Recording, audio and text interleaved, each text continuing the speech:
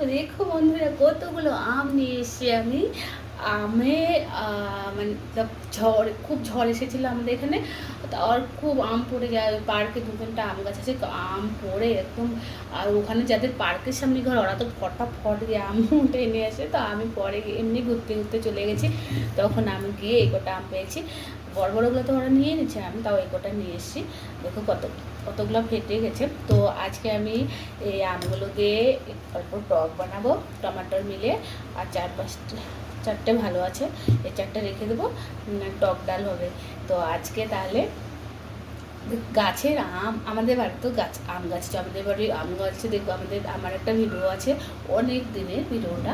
এই বড় বড় আম হয় আর গাছটা ছোট, একদম ঝুলে আছে আম। তো আমি গাছে আম ধরে ধরে ভিডিও বানিয়েছি।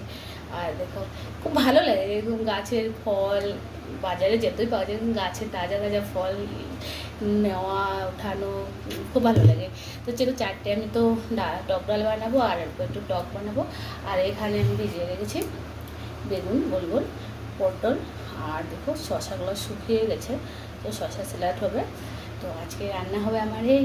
তো চলো আজকে তো আমি খুব খুশি, একটু গন্ধ খুব সুন্দর।